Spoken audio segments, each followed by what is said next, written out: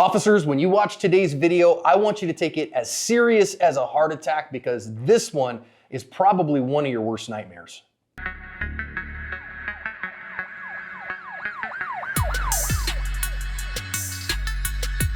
Hi everyone, welcome to today's research-informed defensive lesson here at Active Self-Protection Badge Cam. Today, I am your everyday host, John Correa. I'm your co-host, Mike Williver. Today's video comes to us from Louisville, Kentucky.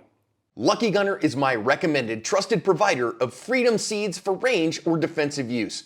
In stock, good prices, and rocket-fast shipping are why I go back again and again.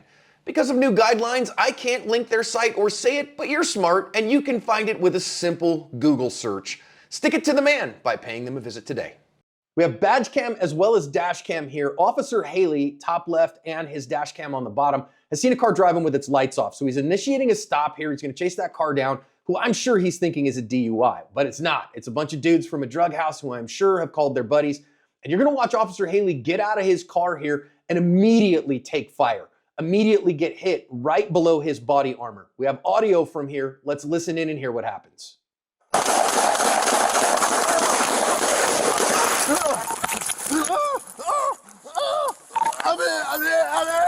I'm hit.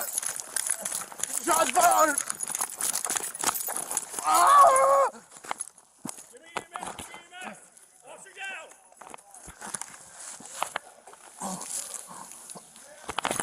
Where you hit? Stomach.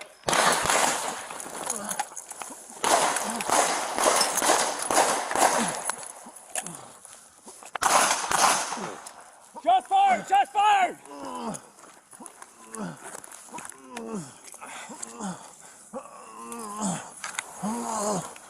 I'm bleeding. Oh my goodness.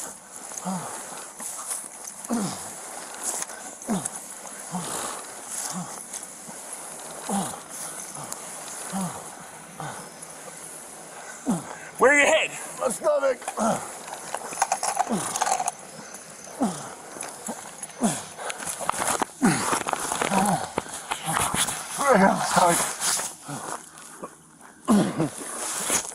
Go, leave it on for right now.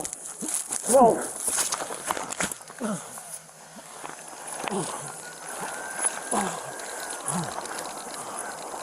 Before anything, Kentucky, I got an officer down.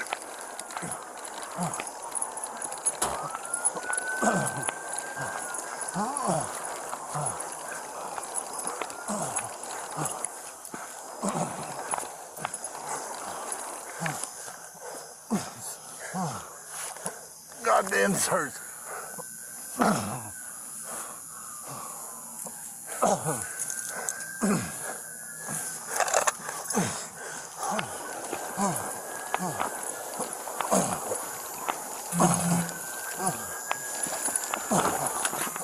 Okay? Oh God.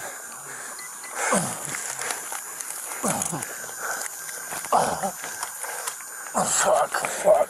Step it up. I need more cars.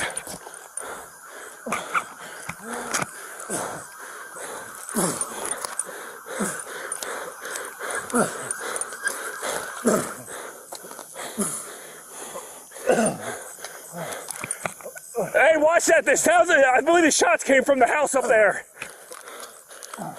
Stay with me.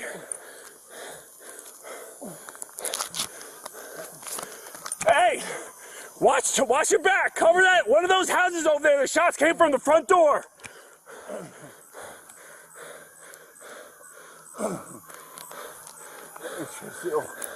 I got it.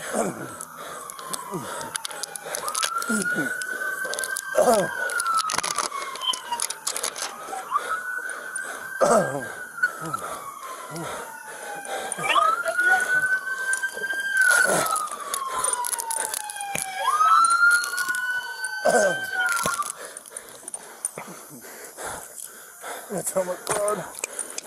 Stop! Damn! Oh, damn! Stay with me. Hey, we're gonna be on Kentucky right up here in the alleyway. I got an officer with a gunshot wound to the chest.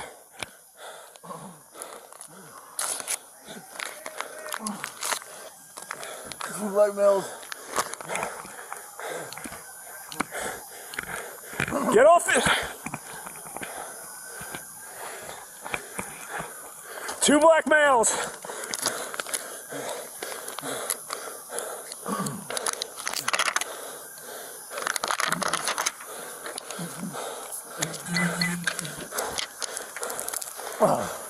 Haley, stay with me, bud.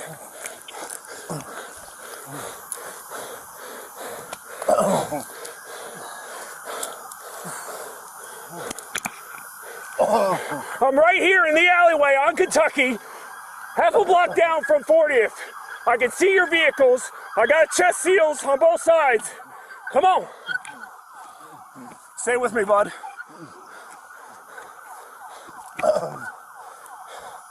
You hit anywhere else? No. Are you sure?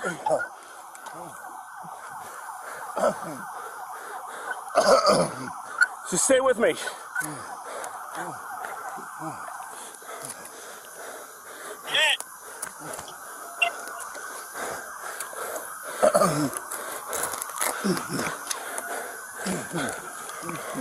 Hey, come on, give me right down here.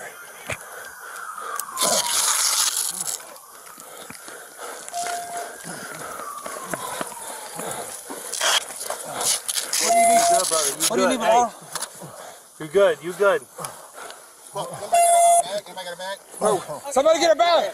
Bring it back, bring it back, bring it back. Good, brother, breathe, hey. Hey, hey, breathe, all right? All right? Breathe, brother, breathe, breathe, breathe. In the house right up there. South of Kentucky Street. Did you check his back? In the alley. What? You check the back? Yeah, I got it. What? Behind Wait. Right here. Stop.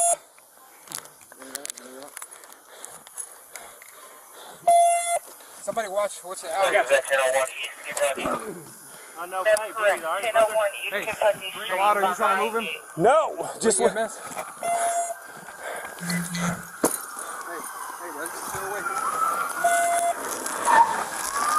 let's go. Can we get your car? We gotta go. Let's go. Get in the car.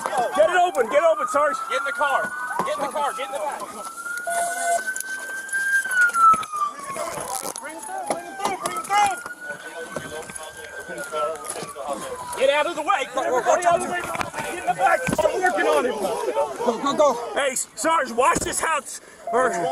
Go read the news stories that I've linked in the description. Officer Haley has spent the better part of 18 months getting back to duty. I don't know that he is completely back to duty, but if you go and read the news stories, you can hear that this guy is a heck of a stud, never complained one time, has been through a dozen surgeries to try to get back on patrol. And eventually, SWAT showed up. They got a bunch of guys into custody, found a bunch of drugs and guns, including stolen guns in the house that they had surrounded.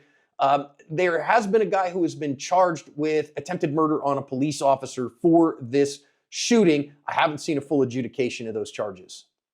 Man, I saw that first aid kit come out and I was hoping he had it on his person. And yes, amen and hallelujah. Let's think about lessons.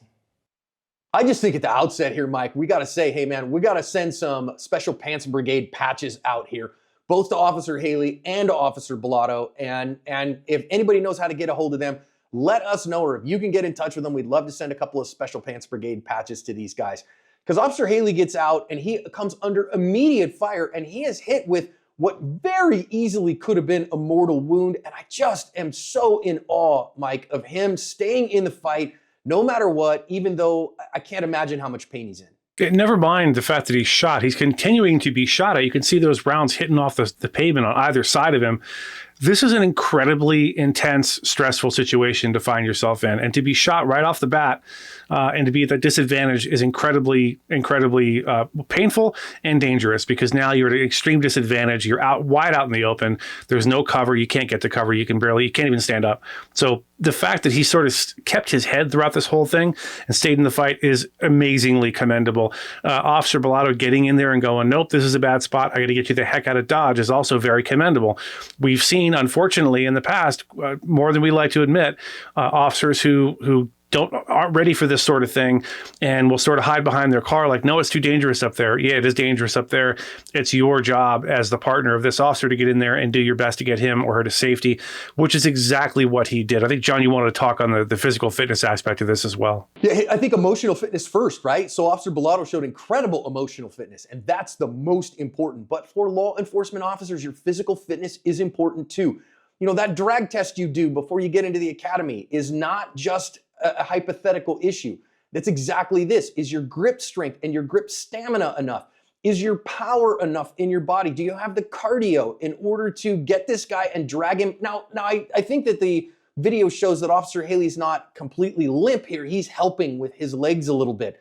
But can you, keeping your gun up, do that reverse drag for not 50 yards? We're talking here, I think he dragged him something like about 200 yards and still have the ability to stay in the fight, administer first aid. So physical fitness doesn't come into play in private citizen encounters as often, but for cops, Mike, it's critically important on the street. Absolutely. Yeah, that drag test, for folks who don't know, usually to get into a police academy, to be accepted by a police department, there is a series of physical batteries. And, you know, there's tests like being able to jump unassisted over a 6-foot wall, being able to run a certain amount of distance in a certain amount of time, a certain number of push-ups and sit-ups, and then a dummy drag, which is literally just, usually it's about a 150-pound dummy to a 200-pound dummy that's just basically sand, and you've got to grab that dummy and drag it back a certain number of feet.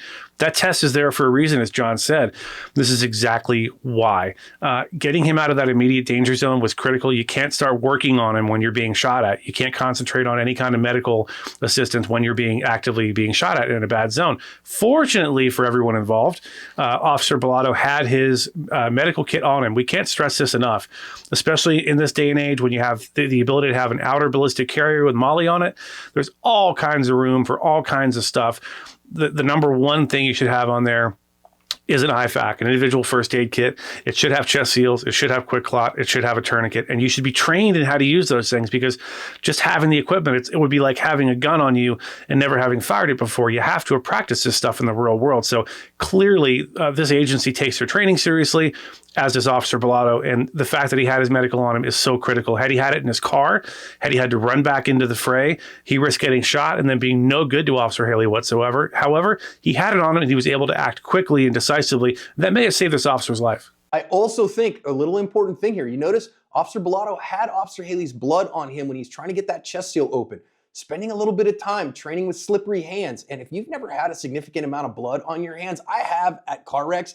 It's the viscosity of human blood that's fresh is very difficult to describe. It's not quite motor oil, but it's kind of close. And so being able to manipulate your stuff and setting it up where you can rip things open when your hands are slick like that, I think is really important. And so kudos to Officer Bellato for having his first aid kit on his person, knowing how to use it, and being decisive in doing so. I will say, Mike, I think there's a lot of fog of war here, a lot of officers trying to show up and figure out what's going on, but man, we need to get a car over to where you are. I need a pinpoint. Give me cross streets. I need a car here because we don't have time to wait for an ambulance. We have got to stow and go here with Officer Haley and get him to the hospital as fast as we can. So get me a car to this location first. And this is something I think that gets neglected in training. So if you're doing force-on-force training, it would behoove every agency to include in that training, hey, the nearest marked or unmarked unit doesn't matter. The nearest vehicle, it could be a paddy wagon. It does not matter. Get them in there as quickly as you can. Get this guy, shove him in that vehicle and get him out of the area, because there's no way paramedics are coming into this scene. He cannot get professional medical treatment until they get him away from the gunfire. Paramedics they're very brave and everything else, but they're not trained to deal with gunfire. They're not supposed to be in a field of fire like this. You got to get him out of Dodge, because the paramedics aren't coming to save you. You've got to get yourself to them. So I think when you're doing your force-on-force training, practice, hey, let's get a quick car in there, open the back door, let's get our guy stuffed and out of the area. That's something that I think it behooves you to train and practice a few times before you ever have to do it in the real world. Like anything else, you don't want the first time you do a thing to be under fire. However, with that said, it looks to me like they got that unmarked vehicle in there as quick as they could and do what they had to do. I've been in this situation. Fortunately, I'd have to be the one to stow and go, but getting someone out of there as quickly as possible is critical to saving their life. He needs to be in an operating room ASAP. ASAP. Finally here, Officer Haley, I just want you to know that we at Active Self Protection are praying for you to continue to make a complete recovery. We need more cops like you out there on patrol. We're hoping you get back to it completely, and we're grateful that you made it through this. And Officer Bellotto, hey, your physical fitness was up to par, sir. Your medical kit was on your person and your skills were there.